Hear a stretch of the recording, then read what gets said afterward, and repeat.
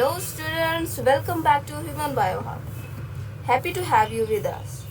We are discussing the organelles of the cell in which we study the nucleus and the plasma membrane. So today we discuss about the important organelle of the cell that is called endoplasmic reticulum. So let's get started with the introduction. Endo means inside, plasmic means cytoplasm, and reticulum means network. It means that inside the cytoplasm there is a network present. So complete define it. It is a network of membranous tubule and sacs, cisternae and eukaryotic cell. यहाँ पे it is also called ergastoplasm. Endoplasmic reticulum को other name क्या हम बोलते हैं ergastoplasm. तो eukaryotic cell में हमारे पास एक थैलीनुमा जिसको सैक कहा गया है, ये एक थैलीनुमा स्ट्रक्चर आपको ये नज़र आ रहे हैं. ये एक थैलीनुमा सैक लाइक स्ट्रक्चर है जिनको हम सिस्टर्नी बोलते हैं. तो ये स्ट्रक्चर प्रेजेंट होता है आउटसाइड द न्यूक्लियस और कुछ हमारे पास ये ट्यूब्यूल्स प्रेजेंट होते हैं. अब जो न्यूक्लियस है, न्यूक्लियस के जो आउटसाइड एक मेम्ब्रेन प्रेजेंट होती है जिसको हम न्यूक्लियर इन्वेलप बोलते हैं. Inside the membrane and outside the membrane, इसके दरमियान एक स्पेस प्रेजेंट होती है जिसको हम क्या बोलते हैं, पेरीन्यूक्लियर स्पेस. अब इस पेरीन्यूक्लियर स्पेस, ये तो न्यूक्लियर जो इनर मेम्ब्रेन होगी न्यूक्लियस की और आउटर मेम्ब्रेन होगी, तो उसके दरमियान जो स्पेस होगी उसको तो हम पेरीन्यूक्लियर स्पेस बोलेंगे. लेकिन अब यही जो स्पेस है ये अब कंटिन्यूस, ये आउटर मेम्ब्रेन जो है हमारे पास न्यूक्लियस की, तो ये कंटिन्यूस हो रही है और ये कंटिन्यूस हो के नेक्स्ट ये हमारे पास ये सैक लाइक स्ट्रक्चर बनाकर एंडोप्लाज्मिक रेटिकुलम का स्ट्रक्चर बना रही है. तो इसके दरमियान अब ये जो स्पेस आ रही है, ये जो स्पेस आ रही है, इस स्पेस को हम ल्यूमेन का नाम देते हैं.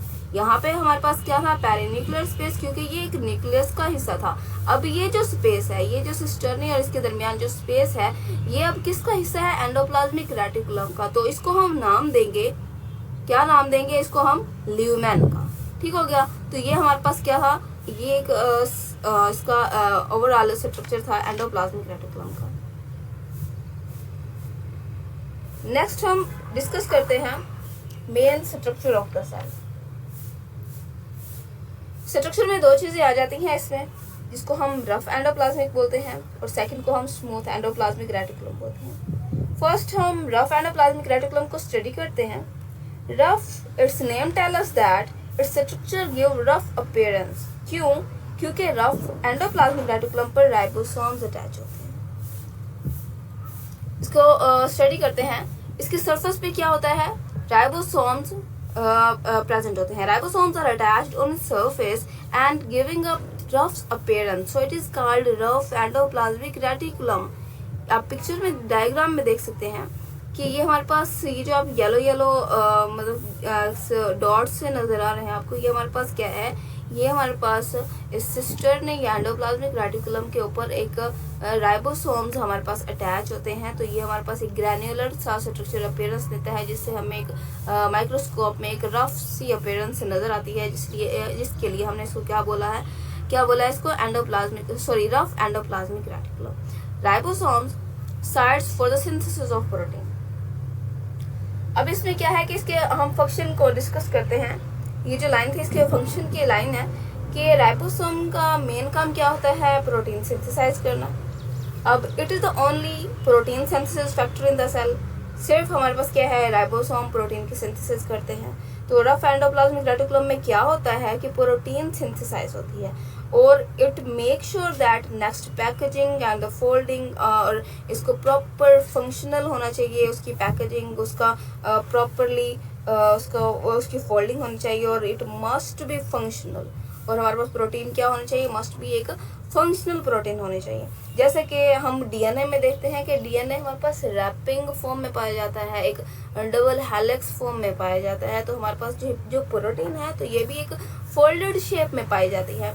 प्रोटीन जो है वो आप इसको क्वार्टरनरी शेप या फिर आप इसको ग्लोबुलर शेप भी कह सकते हैं. तो प्रोटीन अक्सर ग्लोबुलर शेप में पाई जाती है. फॉर एग्जांपल हमारे पास इंसुलिन है या फिर हमारे पास हेमोग्लोबिन है जो हमारे पास ब्लड में ऑक्सीजन कैरी करती है प्रोटीन.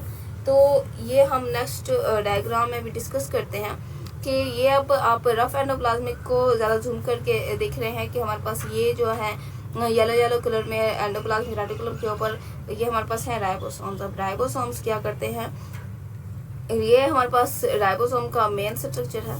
ये जो हमारे पास एंडोप्लाज्मिक रेटिकुलम के ऊपर अटैच होते हैं तो ये हमारे पास ये राइबोसोम होते हैं। अब इन राइबोसोम्स का क्या करते हैं हम, ये राइबोसोम्स इसका एक लार्ज सब यूनिट है और एक स्मॉल सब यूनिट है। अब इस लार्ज सब यूनिट और स्मॉल सब यूनिट्स पे क्या है कि हमारे पास एक मैसेंजर आरएनए जिसके ऊपर सारा कंप्लीट मैसेज होता है वो आकर अटैच होता है, और फिर ये हम नेक्स्ट इंशाल्लाह डिस्कस करेंगे। और यहाँ से हमारे पास नेक्स्ट यहाँ से प्रोटीन अमाइनो एसिड की चेन स्टार्ट होती है जो मिलकर हमारे पास एक फुल ग्लोबुलर शेप में प्रोटीन बनाती है। ठीक हो गया। तो ये हमारे पास ये राइबोसोम का स्ट्रक्चर था। राइबोसोम ये अटैच होते हैं एंडोप्लाज्मिक रेटिकुलम के ऊपर, और ये इसका कंप्लीट फंक्शन क्या है कि हमारे सेल के अंदर प्रोटीन जहाँ पे उसको नीड होगी या जिस तरह की प्रोटीन को की ज़रूरत होगी तो उस प्रोटीन को सिंथेसाइज करना। तो नेक्स्ट हम इसका नेक्स्ट स्ट्रक्चर स्टडी करते हैं, smooth endoplasmic reticulum. It gives smoothy appearance because it has no ribosome and it is also tubule-like structure. अब हमारे पास क्या होता है कि इसमें राइबोसोम्स नहीं होते, तो क्या इसमें भी प्रोटीन बनेगी? ऑफ कोर्स नॉट, इसमें हमारे पास प्रोटीन नहीं बनेगी। इसमें क्या होगा, इन स्मूथ एंडोप्लाज्मिक रेटिकुलम में क्या है, लिपिड मॉलिक्यूल की सिंथेसाइज होती है। इधर स्टडी करते हैं हम, it lake ribosomes and give smooth appearance, so it is called smooth endoplasmic reticulum. It synthesizes lipid, phospholipid and steroids। हमारे पास क्या होता है कि फॉस्फोलिपिड जो कि नेक्स्ट जाकर हमारे पास प्लाज्मा मेम्ब्रेन का हिस्सा बनती है या फिर दूसरी कोई भी मेम्ब्रेन जो फॉस्फोलिपिड से मिलकर बनी हो। तो हमारे पास स्मूथ एंडोप्लाज्मिक रेटिकुलम है वो फॉस्फोलिपिड की भी सिंथेसिस करते हैं, जो नेक्स्ट हमारे पास किसी भी मेम्ब्रेन या कहीं भी ज़रूरत हो फॉस्फोलिपिड के तो वहाँ जाकर ये फंक्शन करता है। और steroids for example sex hormone है हमारे पास, एस्ट्रोजन, प्रोजेस्टेरोन, इसके सिंथेसाइज करता है। और हमारे पास कोलेस्ट्रॉल और जो भी लिपिड मॉलिक्यूल के डेरिवेटिव्स हैं उनको ये स्मूथ एंडोप्लाज्मिक रेटिकुलम क्या है, सिंथेसाइज करता है। It also detoxifies the drug and poison. इसका मेन काम ये भी है कि हमारे पास ये डिटॉक्सिफिकेशन ड्रग्स की करता है और ये एंटी ड्रग्स बनाने में भी हेल्प करता है। हमारे पास ये ड्रग्स या किसी भी पॉइजनस मटेरियल अगर हमारे अंदर होता है हमारे सेल के अंदर, तो ये हमारे पास उसकी पॉइजनस या हमारे पास उसकी टॉक्सिफिकेशन को रिमूव करते, उसको ख़त्म करते हैं। नेक्स्ट इसका main function specially in a muscle cell sarcoplasmic crucial for the muscle contraction. अब हमारे पास क्या है, इस पे क्या करता है कि कैल्शियम आयन की स्टोरेज, एंडोप्लाज्मिक रेटिकुलम जो है मसल सेल में जिसको हम सार्कोप्लाज्मिक भी कहते हैं, तो उसमें क्या होता है कि मसल सेल्स में हमारे पास कैल्शियम आयन की स्टोरेज होती है। कैल्शियम आयन को स्टोर करता है और नेक्स्ट वो हमारे पास क्या करता है, मसल कॉन्ट्रैक्शन या फिर रिलैक्सेशन में हेल्प करता है।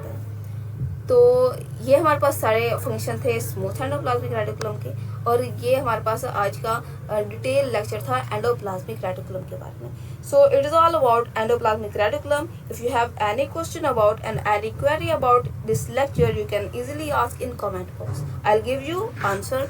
So I hope you like this video. Thank you so much for watching this video.